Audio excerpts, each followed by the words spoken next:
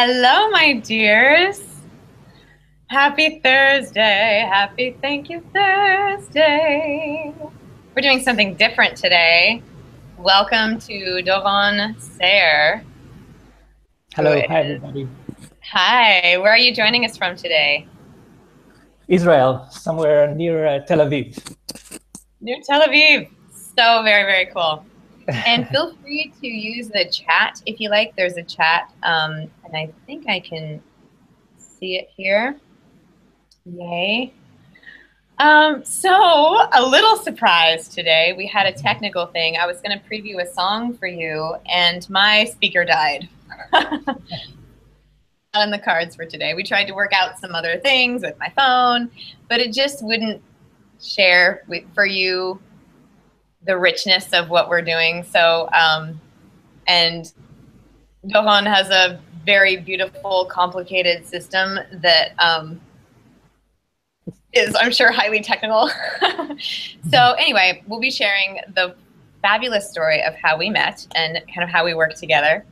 And then feel free to ask us any questions. And I think, Doron, you said you even have some tips for music production for people. Yeah, for following whatever it is that you want to be doing, that you feel called to be doing, that you feel destined to be doing. Love it, love it, love it, love it. Great. Okay, so wonderful. All right, my dears. So first off, as many of you know, I did a one-woman show that I took around the world to some different fun places, and one of them was London. And wait, just remind me, am I pronouncing your name correctly? You can say Doron, Doron. Doron. Okay. Doron, yes. Cool. Okay, good. Because I had that moment where I went, because when I first met you, you lived in the Netherlands. Yes. I was pronouncing it that way. Yeah.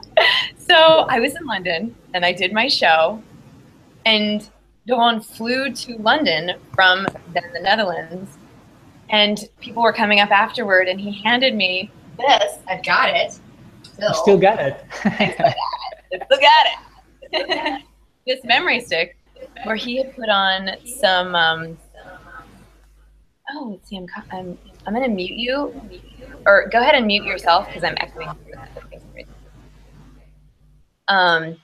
So he had written these backing tracks for some of the songs that I'd done a cappella on YouTube. So I listened, and then we started working together. And what's amazing about Doron is that he understands the language that I speak, which is I write things a cappella, and then I'll have these ideas of maybe some instruments or kind of a feeling, and I can say, ooh, listen to the song One Song Glory from Rent, and the guitar that starts that out, that's the timbre that I want, but I want this to be the guitar line, and he can do that, but then add his own magic to it. So, what's it like when you get a voice memo from me at 1 a.m. my time? I'll get a song idea, and I'll just record it literally into my phone, not even aware of it being in a particular key. And then fortunately it is. So then what do you do once you get that voice memo? I get the piano ready. I usually start with the piano. And I just mess around. I just listen to the melody that you're playing, and usually it points to some chords, some major chords, some minor chords. Usually I get, really close to your, your intention, what your original intention was. But if not, then, the next day you can send me a memo telling me that, yeah, I actually intended that to be a major chord, or not a minor chord, or actually maybe I do something that I thought that you intended, and you didn't intend that, but you end up liking that change. Or sometimes I think I ask to myself, there are two two options to take this melody, and I just used them both, one here and one, after the second, the second verse or the second chorus, and that creates some variance in the song. So it's like broken. We call it in Hebrew broken phone. You start something, and I take it, and I understand some of what you intended, but I bring stuff of my own, and together we create something that neither of us intended, but it becomes pretty beautiful. Yeah. There's this third element of something that is greater than two of us, like a third element. Absolutely. Yeah, like in that first file, when you sent me binary stars. Stars, yeah. And I had never intended it that way. In fact, it has like this 80s kind of Bowie homage vibe, and I thought, whoa, I'd never intended it that way, but I liked it. And so we just went with it. And then we changed the rhythm. You had done it in the rhythm that I had done it, and then I realized that I actually prefer it to be in 6/8. So we did that, and so fun. Yeah. And if you want anybody watching, we'll put in the chat, or in the, not the chat, but in the feedback there. What's the word? In the description, I'll put links to some of the videos that we've done of just some previews here. Yeah. Great. So how did you come to find my work? Like, what made you think that that'd be fun? So come to that, and then let people know where you are now, which is super inspiring. I just love how your journey has gone. So back in 2012, I saw the movie Gambit with Cameron Diaz, and I don't remember who else. And I wonder if you watched that movie, but she does a really cute Texan accent, Cameron Diaz. And that was a cute, comedy. And after the movie, I was like, I would like to know how to do Texan, cowboy accent, cowgirl accent. And before I knew it, I saw your videos, and been seeing your video ever since. Yeah. And, that's fun. It's always interesting to see how people come in. Yeah, so that was from the accent. Okay. And were you always interested in music? Yes. Always interested in music. I grew up in the 80s, and I always have this passion for 80s music. Police, Duran Duran, Depeche Mode, Alphaville, all those, Aha. Also a big fan of ABBA, the group. And ever since I, knew myself, I knew that I, wanted to make music, but there is this inner voice that calls you to do that calls you to do that, to follow your dream. But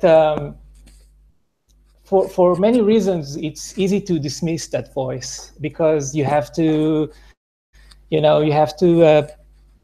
make ends meet, and you have to get yourself a good, good job.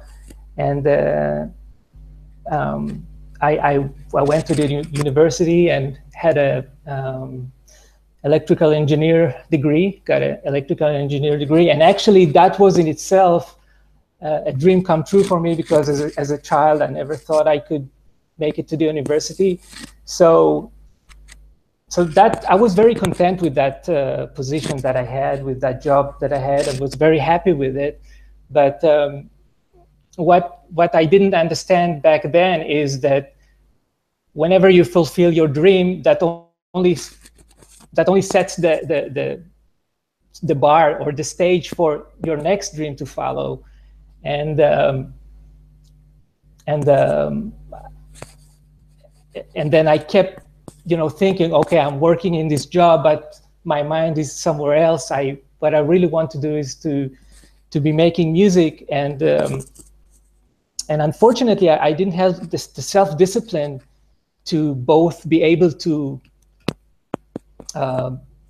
do my 9 to 5, or actually, my 9 to 7 job, and then at the end of the day, make myself available. Well, you had enough to work with me on mine. Yes, true, but that was the first time that I was working not on my own, and that was the real change, because when I was trying to do it, in a closed room, just on my own, facing my inner critic, I never could go past it. And collaborating with you is awesome, is wonderful, and maybe my position is to be, is to produce somebody else's songs. Maybe that's well. And for now, sometimes we get kind of caught up in finding one thing, and it's like everything else has to lead into the one thing. But everything is the one thing. Yeah, it's dynamic. So what you're doing right now is exactly what you're meant to be doing right now. And later, and then it changes. And we get it's so funny that we try and kind of like, oh, I found it, I figured it out, I've got this life thing, I'm just gonna do this, and everything will be fine. And even if we kept being the same, life isn't the same, so it wouldn't be applicable to every situation. So it's like, the more I can just go, oh, well, this is the thing that I'm doing now, and oh, this is the thing that I'm called to do now. And find technical issues, and so we're dealing with that today, It's always an adventure. But what was it that made you go, that's it, I'm gonna go to music school and really change professions? Yeah, so it has a lot to do with the work I did with you, you believed in me, and even before I believed in myself, and gradually I got, convinced that there's something there, and it's, song after song, it was that we were making these awesome songs together, and I was convinced that it was not a coincidence, it was not a one-off thing, and I got something to, to give the world, and I gained confidence, and I said, you know what, this is making me really happy, this is making me really happy, and I want to continue to be happy, And the world is happy. And cool. And another thing that I wanted to do is I wanted to register in my mind that this is my top priority. When I was working, my day job, when I had my day job, then it was always, in the second place. It was, I have my, quote unquote, important thing to do, like real thing to do, and then the hobby. And then I wanted to change priority. I wanted to put that as a first priority, and put all the focus on it. Yeah, so that's powerful. So in order to do that, so I quit my job, came back to Israel, and enrolled in music school, where I developed this routine of going almost every day, or I don't know, 2, 3, 4 times a week, to the school, and to register in my mind that I'm actually a musician. And, you mean even before you were studying? Say it again? You mean you were going to the school before you were studying there, or you mean you were taking classes? Taking classes, Okay. Yeah. Taking classes, and then it registers in your mind that you are actually a musician, because that's that's your top priority at the moment. Yeah. You dedicate yourself to it. Yeah, And absolutely. And I love how you were talking about it being equally wonderful at the time and a big step for you at the time to become an engineer and to go to college and graduate college, and that being great. And then knowing, all right, I've been comfy, time to stretch some more. yes, exactly. Go into exactly. it. And I've had times like that too. And you know, those reassessment times, I think they're very healthy to do frequently and regularly, at least once a year, really look at, but you know, maybe even quarterly or more than that. It helps me anyway to do that, where Yes. I look at, let's see, I've got 20 projects going. Okay, Amy, that's quite a few. Which of those are essential and life-giving? Which of those I'm just doing because I think I need to? Which of those I actually need to do, even though I don't maybe 100% love it because of this and that, and it's leading to something, or you know, just reprioritizing and what can I trim? What's a priority for me? What's going to sustain me in all those different ways? And then, like you said, who can I work with to collaborate with these things? Because that brings so much life into it. Yeah. Indeed. And when I was working, you know, trying to making my efforts on my own, it just didn't work. But I was like, I was not open to really collaborating with other people. I was stuck on this thing that I had to go through, and that wasn't a right thing to do. The right thing was to do was to open your mind and look around and check other options in the time being, not get stuck on the one thing that is not working at the moment. Sure. Yeah. Well, we're thank you. So fun to share with you, and we'll bring him on another time when I've got a better system here and can get some new tech, and we can share some of our music. Yeah, and I wanted to, I've got one fabulous question here from Charles Westfall, and then there's a chat here. There's a live chat, and I think I'm on the right page. Yeah, okay. So let me just refresh that. I apologize if I'm not, I haven't done this like in this way before. This was, we were kind of trying a new thing. But yeah, okay. So if I miss your questions and you're asking me questions somewhere, please write them down and I can bring it in. But this fabulous question from Charles Westfall. Actually, you know what? I'm going to save that, Charles, for another time, just for like next Thursday when it's just me.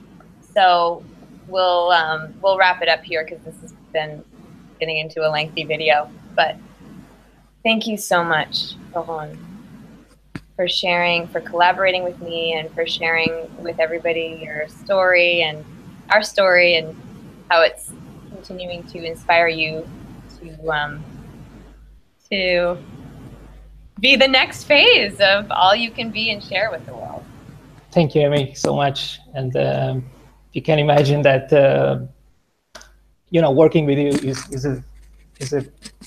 is a dream coming true for me, and it's awesome. It's really awesome. Thank you. Likewise, I've been looking for someone to collaborate with, so it's a joy, for sure. All right, my dears, many blessings, and I will see you next Thursday. And Abby, if you're on, yes, I did get your letter. Thank you so much. I will respond. It's beautiful. Thank you. All right. Much love, everybody. Vibes. And bye. Bye for now.